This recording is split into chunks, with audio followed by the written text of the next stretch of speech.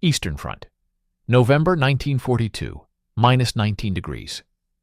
Erich Hartmann is sitting in a burning aircraft 60 meters above the Soviet steppe, and he has exactly one decision to make. The engine is gone. The left rudder pedal is not responding. The ground is coming up at a speed that makes the word landing technically incorrect. He is 20 years old. He has been on the Eastern Front for 43 days. He has 4 aerial victories. He puts the nose down, picks a frozen field between 2 tree lines, and flies the wreckage into the ground at 160 kilometers per hour. The aircraft skips, cartwheels, and stops. He is upside down in a ditch, with fuel leaking onto hot metal, and Soviet soldiers moving through the tree line 200 meters away. He gets out. He runs. He hides in a ditch for 4 hours, in minus 19 degrees, pretending to be wounded, when a Soviet patrol walks directly over him. He crawls 6 kilometers to German lines in the dark. He arrives at his own airfield at 11 in the evening. His commander asks him what happened. He says, "I did not check above me before I engaged." His commander waits for more. There is no more. That is the entire debrief. The error, stated once clearly, with no performance around it.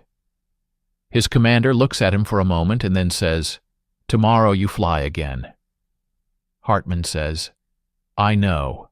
This is the first thing you need to understand about Erich Hartmann before you understand anything else. Not the number, not the decorations, not the fact that he will one day refuse a direct personal order from Adolf Hitler and survive that decision. This, that he could crash land in enemy territory, evade capture in near-fatal cold, walk back to his own lines in the dark, and sit down in a briefing room the same night and describe his own mistake with the flat precision of a man writing a technical report. No excuses, no shock, just the error and the correction. He is 20 years old. He will do this 4 more times before the war ends. Go back further. Because nothing about that ditch happens by accident. Weissach, Germany, 1937. A boy is standing in a field, watching his mother disappear into low cloud in a Grunau baby glider. And the thing he feels is not fear for her safety. It is envy, raw, total, consuming envy. He is 15 years old, and he has just understood what he wants his life to be. His mother, Elizabeth Hartmann, should not be flying. The Third Reich has constructed an elaborate ideology around what women are for, and none of it involves cockpits. Elizabeth ignores this with the specific cheerfulness of someone who stopped caring about other people's opinions long before those opinions had uniforms. She was flying before the Reich existed. She will keep flying after it tells her to stop. She teaches her son herself. Not the theory first, the machine first. She puts him in the cockpit of a glider before she explains what the altimeter means, because she believes that a pilot who learns to feel an aircraft before he learns to read it will always be better than one who learned it backwards. Erich absorbs this completely. By the time he is 17, he can feel a stall beginning through the seat before any instrument confirms it. He does not learn this. He develops it the way some people develop perfect pitch, through repetition, until the information comes directly from the body and bypasses thought entirely. He joins the Luftwaffe in 1940. He is 18. He is exceptional, and he knows he is exceptional. And this is exactly the most dangerous thing he could be walking into a war. October 1942, JG-52, a frozen airfield in the Soviet Union that appears on no map worth keeping. The man who changes everything is not a general. He is not a famous ace with a biography. He is Walter Krupinski, 23 years old, 80 aerial victories, a scar on his left cheek from Soviet shrapnel, and the absolute uninterested calm of a man who has already made peace with the fact that his job is to kill people efficiently and go home for dinner. Krupinski watches Hartmann for 3 days. He watches him the way a craftsman watches an apprentice, not looking for talent, looking for the specific mistake that talent always makes. On the 4th day, he takes him up. They find a Soviet formation over the Don. Il-2 ground attack aircraft, well protected, fighter escort, sitting high above. Hartmann moves to engage the escorts immediately, because that is what you do, because the escorts are the threat, because every instinct from training points upward toward the fighters. Krupinski grabs the radio. Do not touch them. He drops below the formation. He comes underneath the rearmost Il-2, closes to 50 meters, fires one burst that lasts less than 2 seconds, and is gone before the escort above has processed that anything happened. The Il-2 rolls left and goes down. They land. Krupinski sits on the wing of his aircraft and looks at Hartmann with the expression of a man who is about to say something once and does not intend to repeat it. See, get close, shoot once, leave. That is everything. There is no other lesson. The pilots who are dying out here are dying because they want to fight. Fighting is how you die. You do not want to fight. You want to appear, kill something, and disappear before anyone has time to react. 50 meters. One burst. Gone. If you are visible long enough for the enemy to make a decision about you, you have already made a mistake. Hartmann listens. He understands it the way you understand something that you already knew but had never had the words for. He goes back up the next morning and shoots down 2 Soviet aircraft. 50 meters. 1 burst each. Gone. He never forgets that lesson for the rest of his life. Now the number. By the end of 1942, he has 40 aerial victories. By the spring of 1943, he has 100. By the summer of 1943, he has 150. Stop at 150 and consider what that means. The average German pilot on the Eastern Front in 1943, if he survived his first 10 missions, which many did not, accumulated between 5 and 15 victories across his entire career before he was killed, wounded, or the war ended.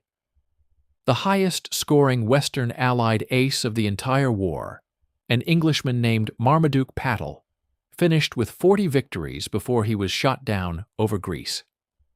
The Americans celebrated pilots with 20 victories as national heroes. Erich Hartmann reaches 150 before his 21st birthday. And here is the detail that makes the number feel genuinely unreal. The Soviet Air Force, which is being rebuilt from scratch after the catastrophic losses of 1941, which is receiving thousands of new aircraft and training tens of thousands of new pilots and improving every single month, identifies Hartmann specifically, marks his aircraft, the black tulip pattern on the nose of his Messerschmitt, and issues a standing order across his entire sector.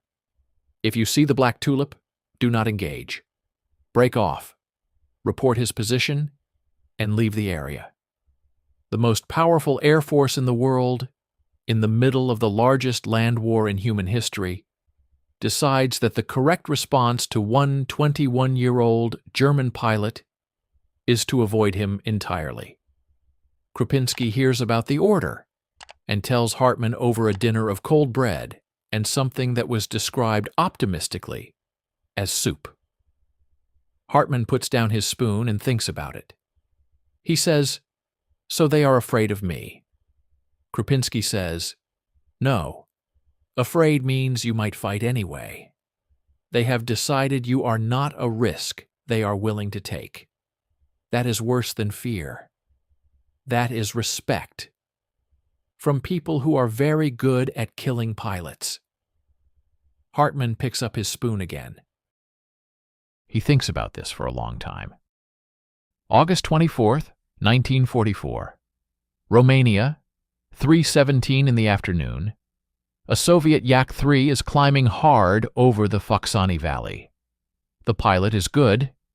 He is checking his mirrors, varying his altitude, doing everything correctly.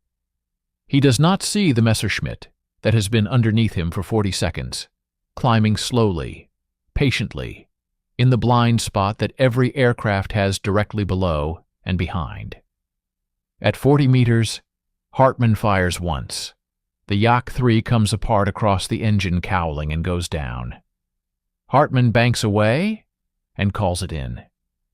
That evening, back at the airfield, his mechanic Heinz Mertens, a quiet man from Bavaria, who has been keeping Hartmann's aircraft flying since 1942, and who has repainted the victory bar on the tail so many times that the paint is visibly thicker there than anywhere else on the aircraft, walks up to Hartmann with a new brush and paints one more bar, number 352.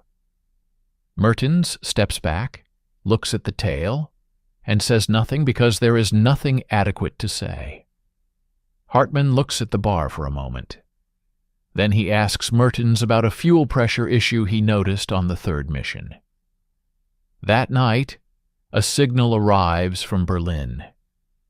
Hitler wants Hartmann awarded the Knight's Cross with oak leaves, swords, and diamonds, the highest military decoration in Germany, an honor given to fewer than 30 men in the entire war.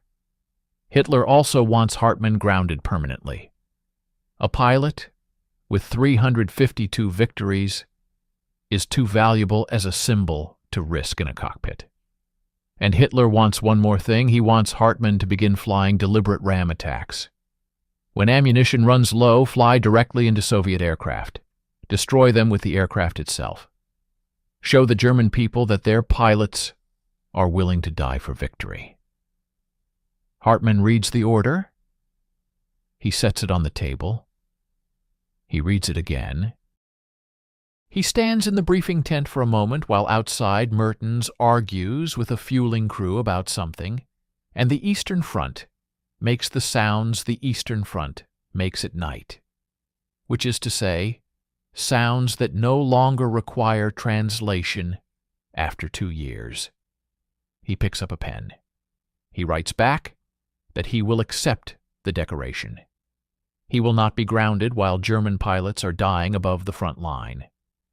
And he will not fly ram attacks because sacrificing a trained pilot and a 100,000 mark aircraft to kill one Soviet fighter is militarily insane, morally indefensible, and he will not order his men to do something he would refuse to do himself, regardless of who is giving the order.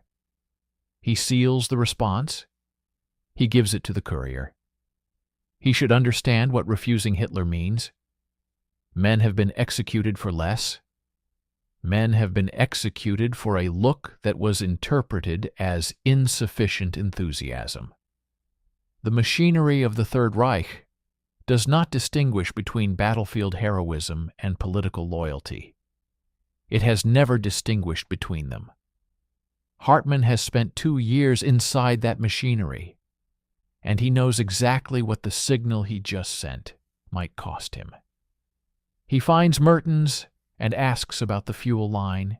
He flies the next morning. This is the end of the beginning. A young man from a grass strip in Weissach, who learned to fly from his mother, who was taught by a scarred pilot in a frozen field that the goal is never to fight, who reached a number so large that the enemy chose to run from him rather than face him. and who looked at a direct order from the most dangerous man in Europe and sent back a letter that said no. What happens to men who say no to Hitler is not a mystery. What happens to Erich Hartmann is something else entirely. May 9th, 1945. Brunn, Czechoslovakia. 6:14 in the morning. The war in Europe has been over for approximately 11 hours. Erich Hartmann is standing on an airfield that his unit has controlled for 3 days and will control for approximately 3 more hours before the geography of defeat catches up with them. Around him, 260 German pilots and ground crew are packing whatever they can carry. Engines are being destroyed. Logbooks are being burned.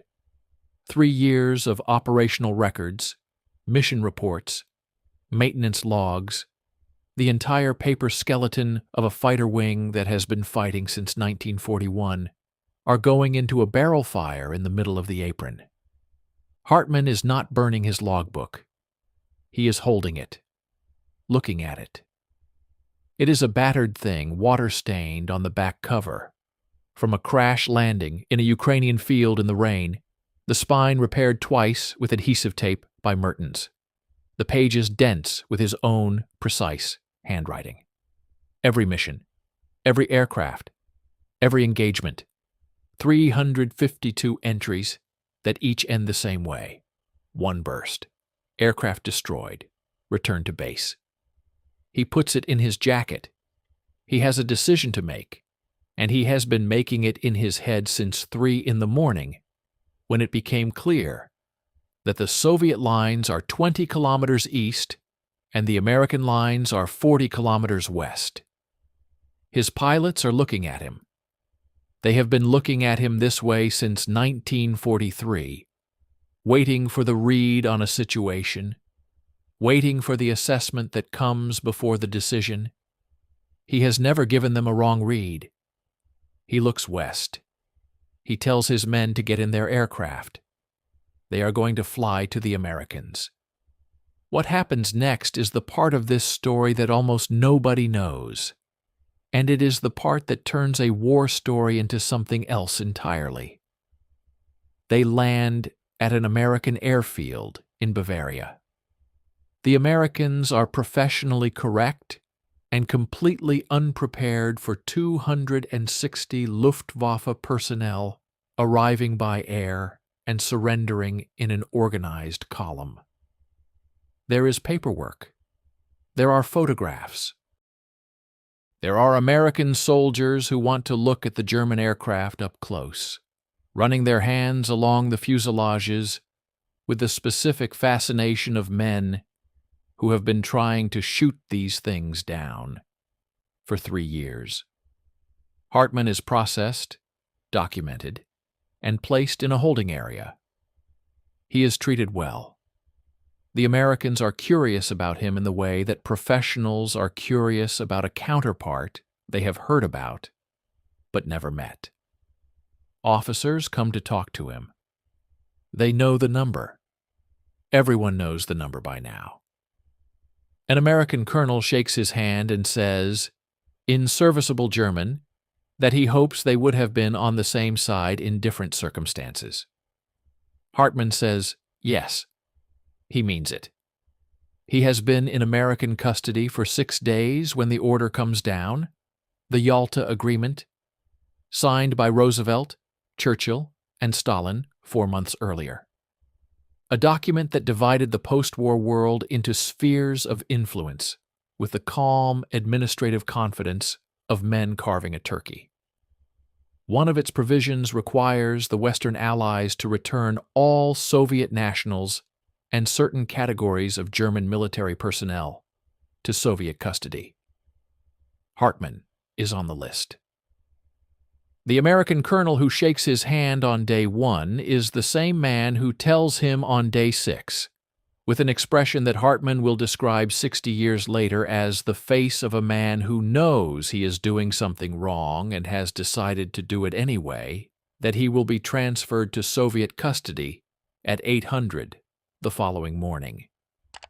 Hartmann asks if there is an appeal process. The colonel says no. Hartmann goes back to his bunk and lies on his back and stares at the ceiling of a Bavarian farmhouse that smells like hay and engine oil, and thinks about what he knows about Soviet prison camps. He knows enough. Every pilot on the Eastern Front knew enough. He is 23 years old.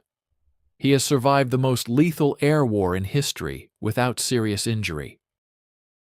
He has just been handed over to the people he spent 3 years killing. The Soviets are efficient.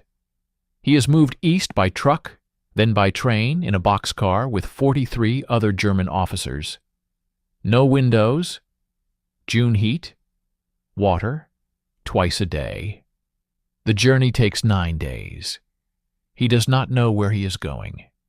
Nobody tells him anything, because withholding information is the first instrument of control, and the Soviets have been using it since before most of his fellow prisoners were born. He arrives at a processing camp outside Gryazovets in northern Russia. He is weighed, photographed, assigned a number, and placed in a cell that he will share with 7 other men for the next 4 months. The interrogations begin on the 3rd day. The interrogator is a colonel named Chupakov. He is not what Hartmann expects. He is not brutal. He is not loud. He is a small, careful man in his late 40s who speaks German correctly and who sits across the table from Hartmann with the patient expression of someone who has done this many times and understands that time is the most powerful tool available to him. He does not ask about military intelligence. The war is over. He does not ask about tactics or aircraft or Luftwaffe strategy. He asks Hartmann to sign a document confessing to war crimes against Soviet civilians. He says the document is a formality. He says that signing it will begin the process that leads to release. He says that Germany is rebuilding, that Hartmann is young, that his wife is waiting, that his son, born while Hartmann was in American custody, has never met his father. Hartmann reads the document. He sets it on the table.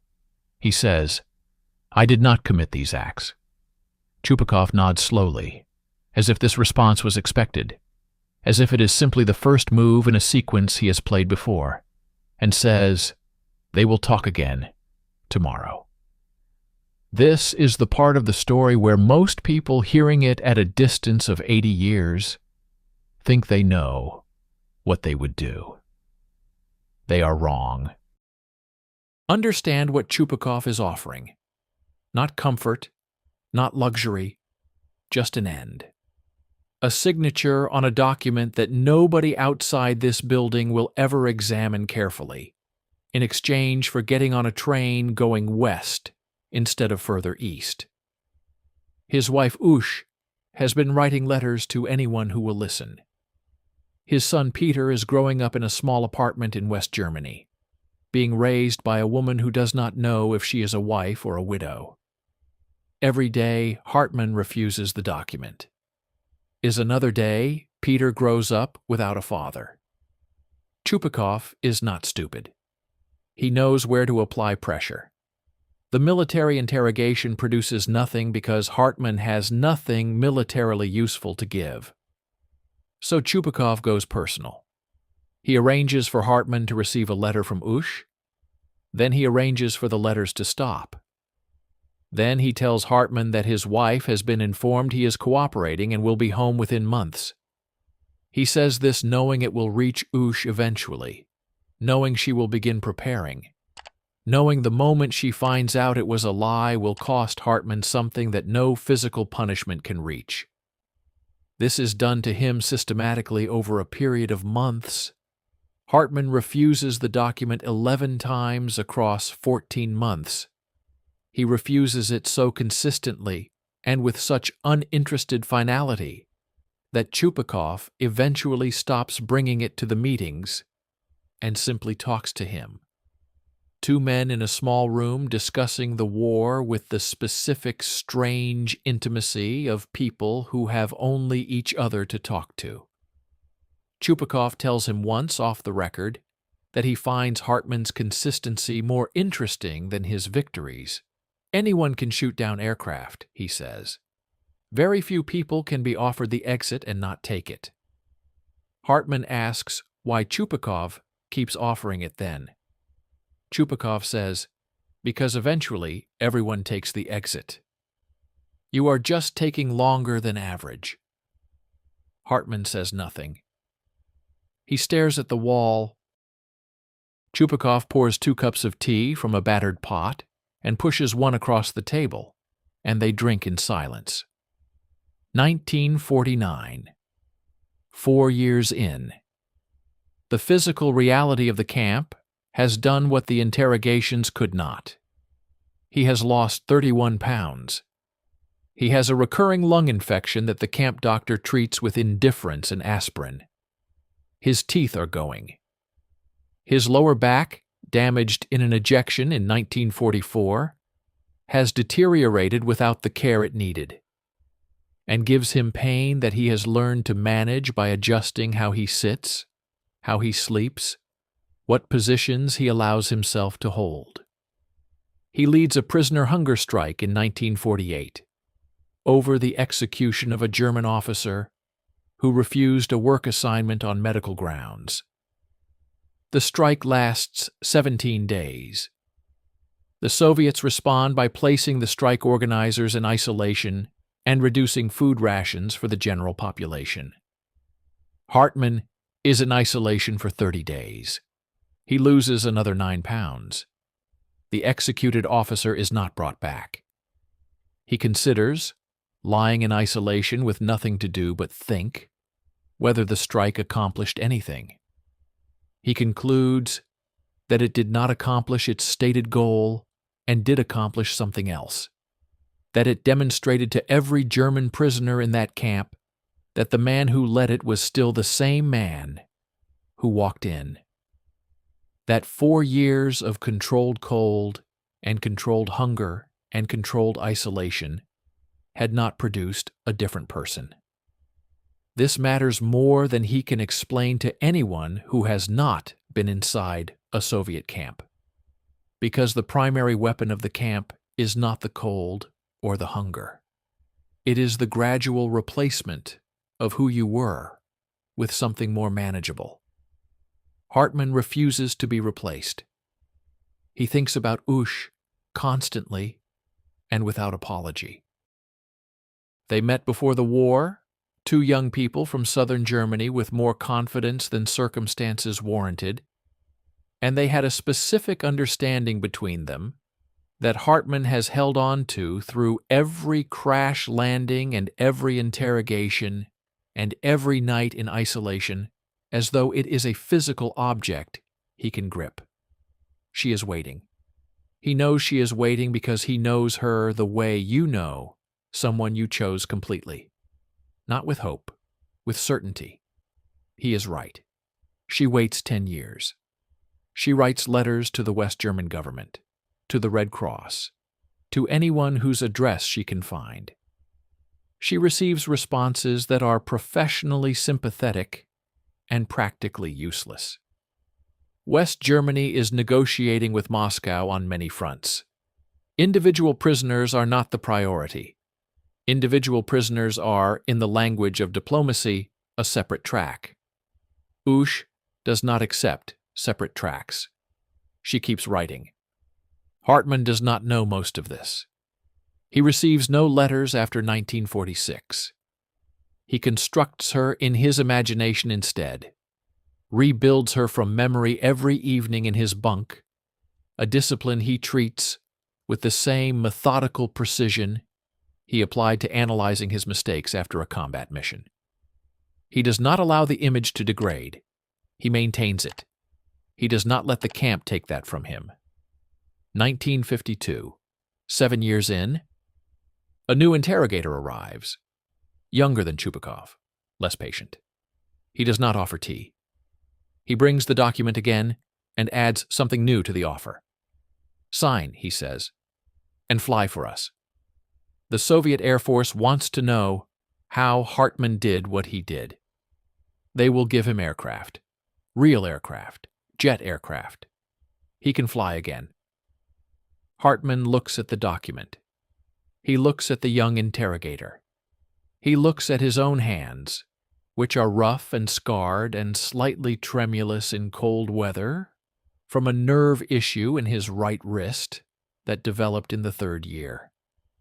He thinks about the cockpit of a Messerschmitt in 1943, the specific feel of the controls at altitude, the way the aircraft responded at 50 meters with everything committed. He has not flown in 7 years. The desire to fly again is not a small thing, it is not a detail. It is the central fact of his personality.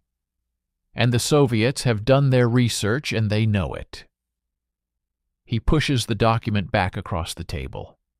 He says, "I will not sign something that is not true. Not for a pen and paper confession. Not for an aircraft. Not for anything you have." The interrogator stares at him. Hartmann stares back with the same eyes that looked at a Soviet patrol walking over his ditch in 1942. Flat, patient, completely unreadable. The interrogator picks up the document and leaves. That evening, Hartmann sits in the bunk and does something his cellmates have never seen him do in 7 years. He cries. Quietly, facing the wall, for approximately 4 minutes. Then he stops. He lies down. He closes his eyes. In the morning, he is the same man. This is the thing about Erich Hartmann that no victory bar and no official record captures.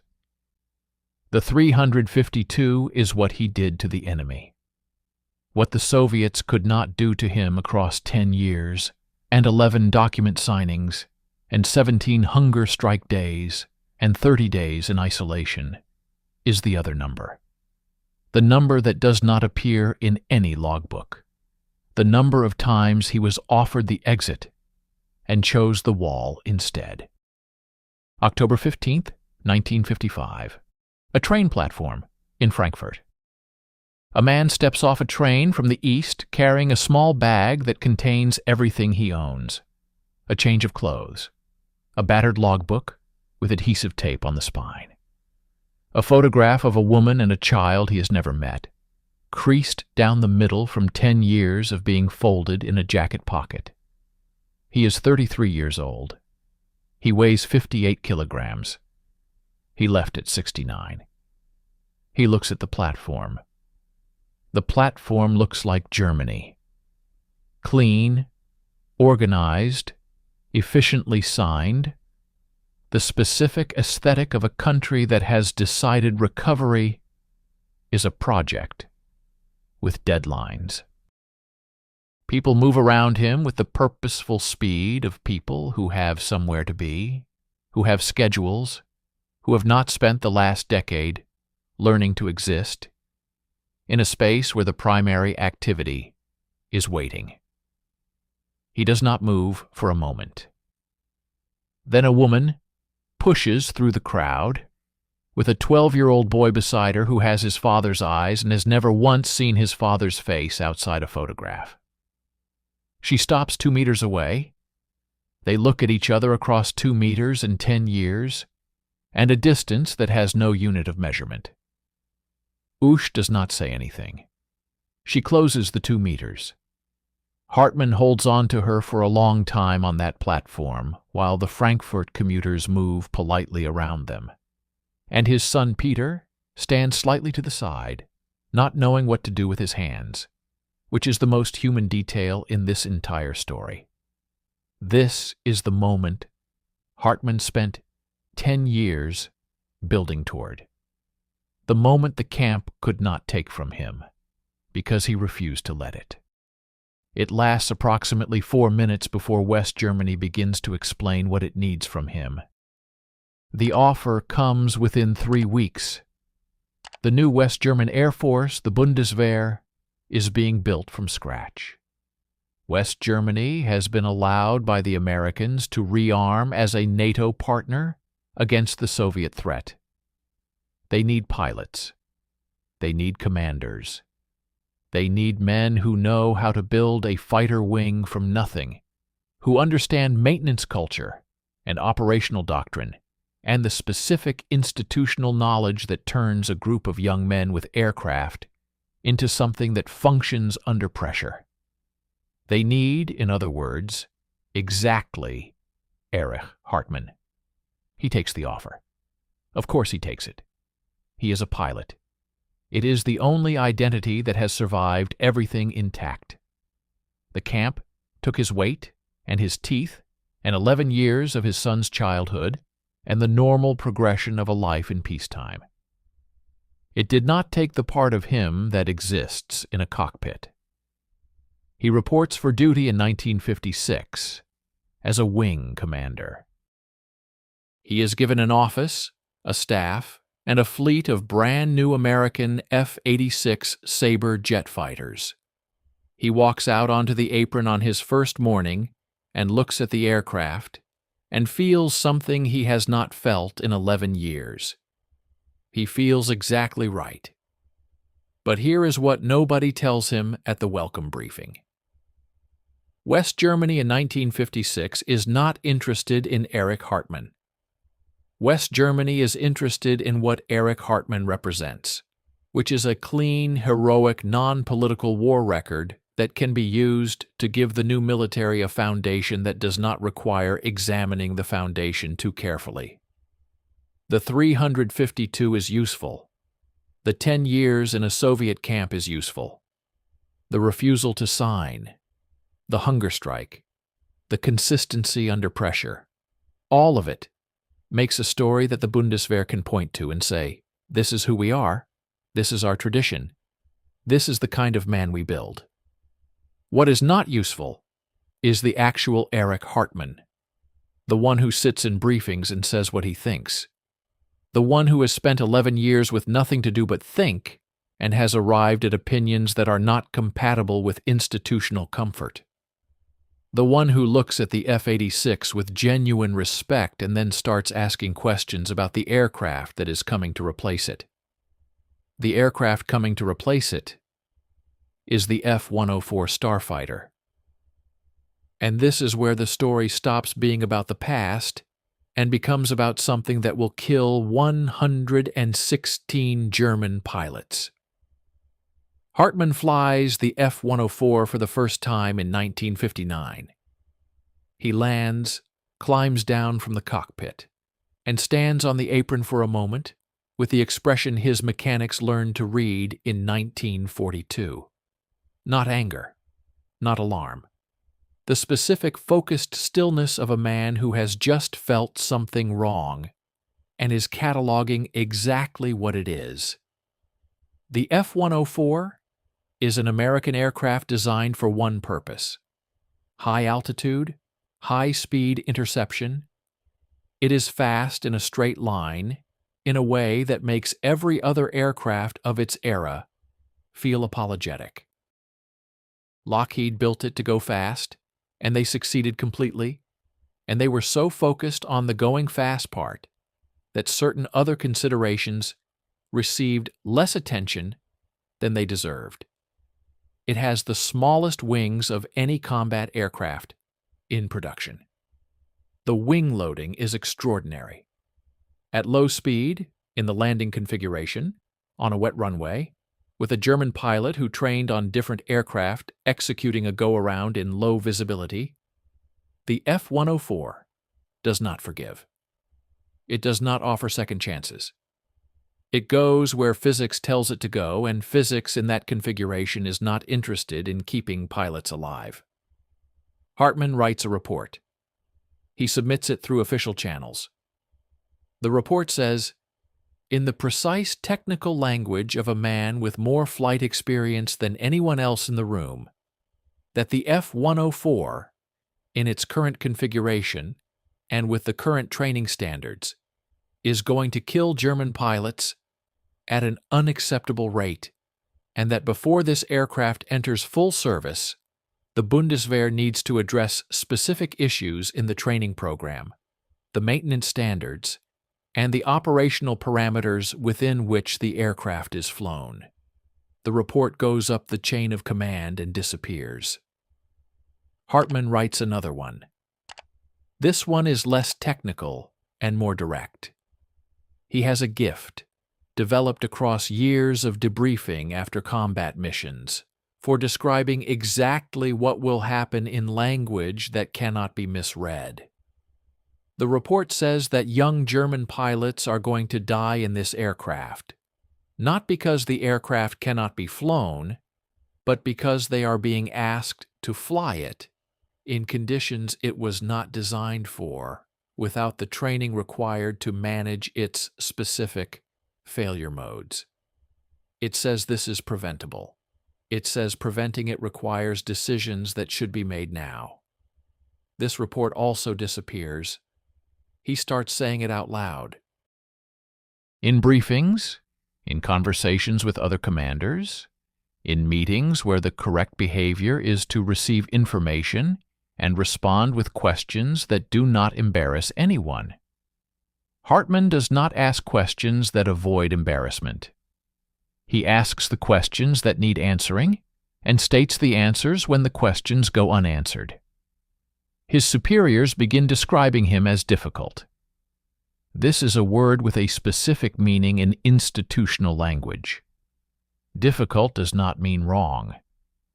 Difficult means that the person using it has identified someone who will not subordinate accuracy to comfort, and has decided that this characteristic is the problem rather than the discomfort.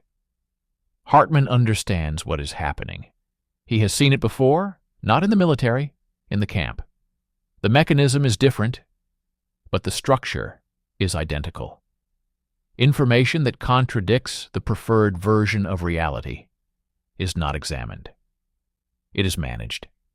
The person delivering it is reclassified from asset to obstacle. He keeps talking. By 1962, the F-104 has begun killing German pilots with the consistency he predicted. Not dramatically, not all at once, in ones and twos across a period of years. Each accident investigated individually, each report filed separately, each death absorbed into the bureaucratic language of aviation. Mishap statistics that makes the pattern invisible if you are looking at individual events instead of the accumulation. Hartmann is looking at the accumulation. He walks into a meeting with senior Bundeswehr commanders and places a list on the table. Names, dates, aircraft numbers, causes of death as listed in official accident reports, and causes of death as understood by anyone willing to connect the data points. He says, "These men died because of decisions that were made and not made, and more men will die unless the decisions change." The room does not go quiet in the way the room at Patuxent River went quiet for Erich Brown. It goes quiet in a different way. The way rooms go quiet when someone has said something that everyone present knows is true and everyone present has decided not to act on. A general tells him that his concerns are noted and will be reviewed through appropriate channels. Hartmann looks at him. He looks at the list on the table. He thinks about Mertens, painting bar number 352 on the tail of his aircraft, while the fuel line was still being argued about. He thinks about Chupikov, pouring tea in silence. He thinks about a Frankfurt platform and a boy who did not know what to do with his hands. He picks up the list and walks out. 1970. He resigns. No dramatic confrontation, no press conference, no public statement that forces anyone to respond, just a letter of resignation, submitted through proper channels, accepted with the specific institutional relief of an organization that has been waiting for a difficult person to stop being their problem. He is 48 years old. He has 1,404 total flight hours in jet aircraft. He commanded a wing that produced some of the best pilots in the Bundeswehr. He spent 14 years trying to prevent deaths that he could see coming from the specific vantage point of a man who has felt more aircraft at the edge of their limits than anyone alive. 116 German pilots died in the F-104 Starfighter. The aircraft eventually earned a nickname. The Germans called it the Widowmaker, the Widowmaker. Hartmann never used that word. He did not need a metaphor. He had a list. He goes home to Usch and the house in Weil im Schönbuch, and the garden that needs work, and the quiet that he has technically had access to since 1955, but never quite managed to inhabit, because there was always one more thing that needed saying to people who had decided not to listen. He sits in the garden. He is not broken. He is not bitter in the way the story might suggest he should be. He is something more specific and more difficult to name. He is a man who did everything correctly, who applied the same standard of precision and honesty to every situation he encountered, and who discovered that the standard that kept him alive in a Soviet camp and kept his pilots alive on the Eastern Front is not the standard that institutions reward in peacetime. The camp tried to replace him and failed. The Bundeswehr succeeded without trying, simply by making the environment inhospitable to the version of him that was honest and waiting. Outside the garden, somewhere over Bavaria, a young German pilot in an F-104 is executing a low-speed approach in marginal weather, doing everything his training taught him, not knowing that the man who tried to change his training is sitting in a garden 11 kilometers away, deadheading roses. The approach goes fine. This time. Weil im Schönbuch, West Germany, 1976. A Japanese aviation journalist named Kenji Toda drives 3 hours from Stuttgart to find a man who does not advertise his address. He has spent 4 months trying to arrange this meeting through official channels, through veterans organizations, through the Bundeswehr press office, through a retired Luftwaffe colonel who knew someone who knew someone. Every channel produced the same result. Polite acknowledgement. No response.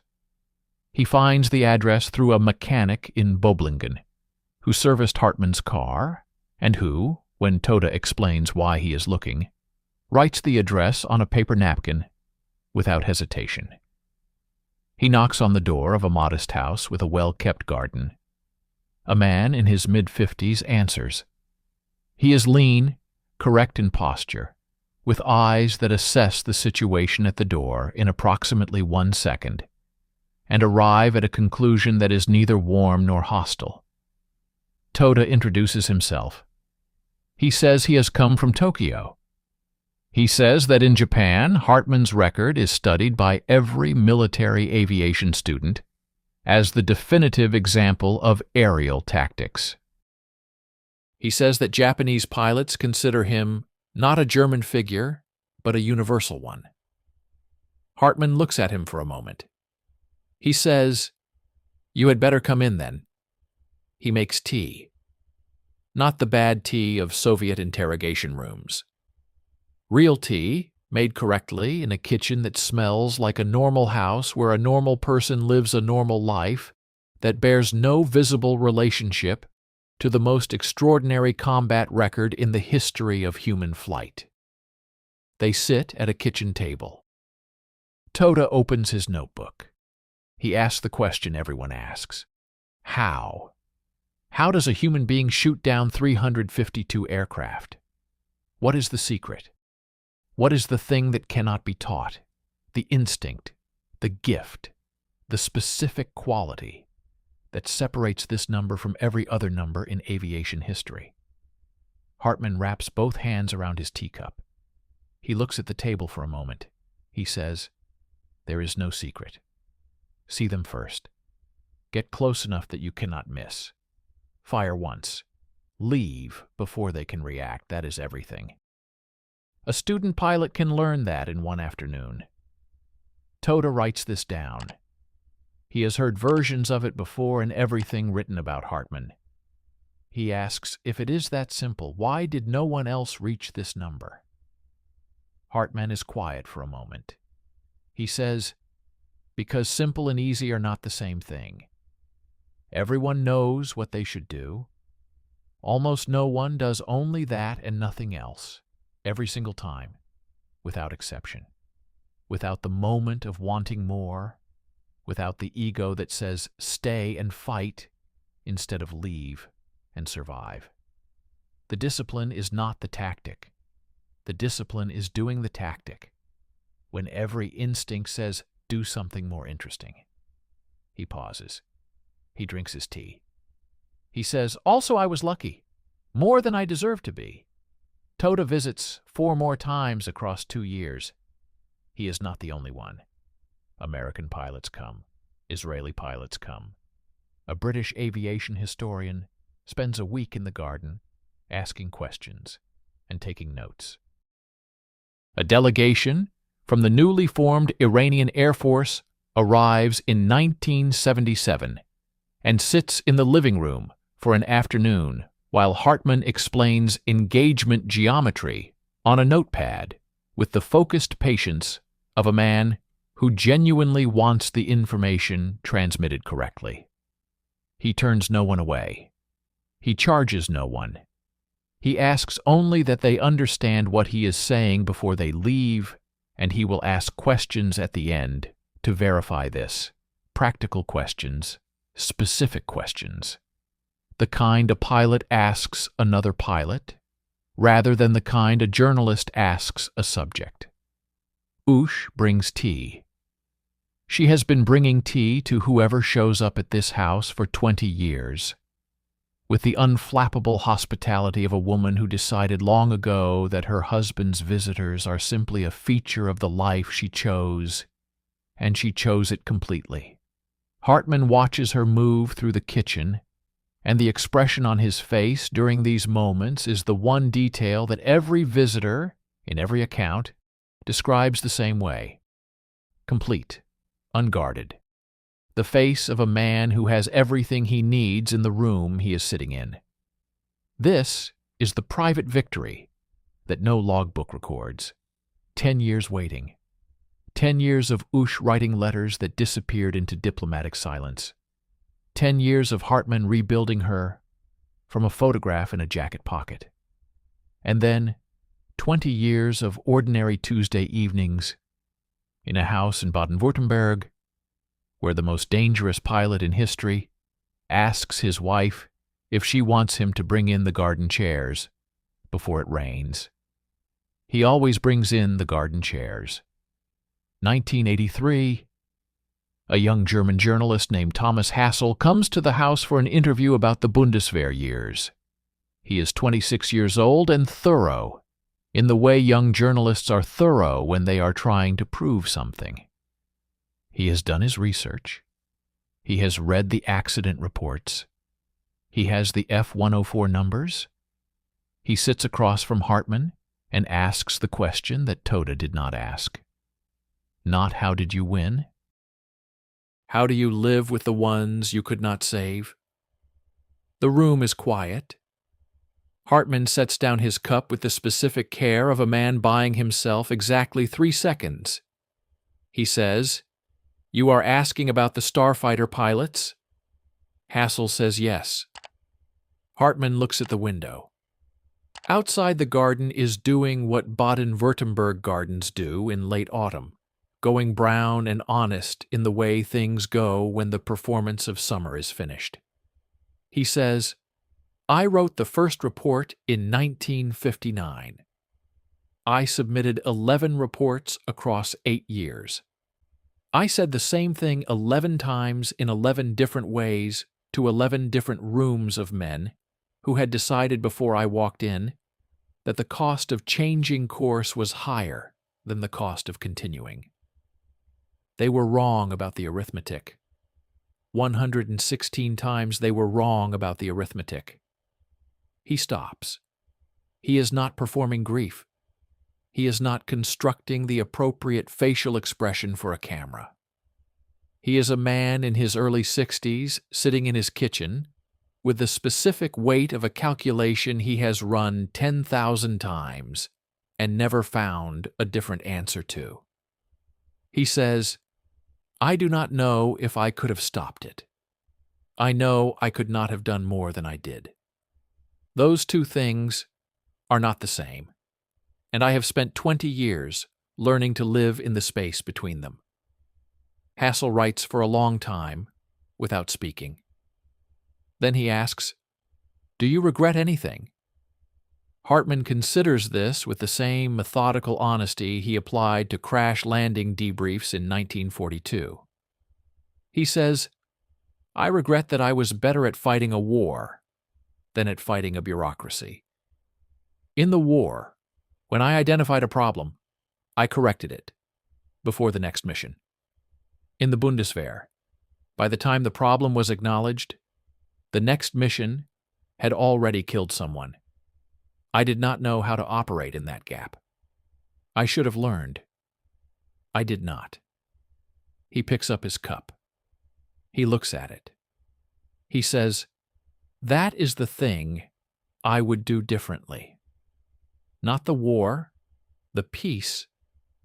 He is 70 years old in 1992. His back gives him constant low-level pain from the ejection in 1944 that was never properly treated in the camp. He walks with a slight stiffness that he has learned to disguise well enough that most visitors do not notice. He still talks about aircraft with the animated precision of someone for whom the subject has never become routine. Show him a photograph of any aircraft from any era, and he will tell you its stall speed, its blind spots, its specific failure modes at the edge of the envelope, and the correct procedure for managing each one. He talks about the war honestly, not with pride, not with shame, with the flat accuracy of someone reporting facts about a period of history that happened to include him. He does not glorify the kills. He does not perform regret about them either. He was a soldier in a war. He did his job with exceptional precision. The men he killed were soldiers doing theirs. He holds both of those things simultaneously without needing to resolve the tension between them. He talks about the camp rarely and without drama. When he does, the detail he returns to is not the cold or the hunger or the isolation. It is Chupakov, the interrogator who poured tea in silence. He says, "I understood him better than I understood most of the men I served with. He was trying to break me, and I was trying not to be broken. And we spent years doing this over bad tea in a small room, and by the end we both knew exactly who the other one was. There is a kind of honesty in that. I have had conversations with friendly men that were less honest. When asked if he hated the Soviets for the 10 years, he says no. He says, I was angry at the system. The men inside it were doing what their system required. I was doing what mine required. The difference was that mine let me come home eventually." He pauses. He says, "Theirs did not always." September 20th, 1993. Erich Hartmann dies at home in Weil im Schönbuch. He is 71 years old. Usch is with him. Peter is with him. The cause of death is listed as complications from a stroke. The back pain that began in a Soviet camp in 1948 and accompanied every day of the last 45 years of his life is not listed anywhere because it was never officially documented. It was simply there Every morning managed and set aside, the way he managed and set aside everything that could not be allowed to interfere with the work. The obituaries that run in German newspapers are respectful and brief. They mention 352. They mention the Knight's Cross. One of them mentions the camp. None of them mention the F-104 reports. None of them mention the 11 submissions across 8 years. None of them mention 116 names on a list that he carried in his head long after the paper version was filed somewhere and forgotten. The American aviation press runs longer pieces. The Japanese aviation press runs longer pieces still. In Japan, where Toda's interviews were published and read seriously, Hartmann is understood as something the German obituaries do not quite capture. Not a war hero, a complete pilot. A man whose relationship with aircraft was the organizing principle of his existence from the age of 15 until the morning he could not get up anymore. Somewhere over Germany tonight, a Eurofighter pilot is executing a night approach to a rain-slicked runway in low visibility. His training is comprehensive. His aircraft is forgiving in ways the F-104 never was. His go-around procedure is practiced and instinctive. If he floats over the threshold and misses his mark, he knows exactly what to do, and the aircraft will let him do it. He does not know that the training standards which keep him alive on this approach exist in part because of 11 reports submitted through proper channels between 1959 and 1967 by a man who was told his concerns were noted and would be reviewed. He does not know the name of the man who sat in a garden in Baden-Württemberg, watching other pilots fly the aircraft he tried to fix, hoping each time that this approach would be the one that went fine. He executes the approach correctly. He lands. He taxis in. He goes home. Somewhere a garden chair sits in the rain, because there is no one left to bring it in.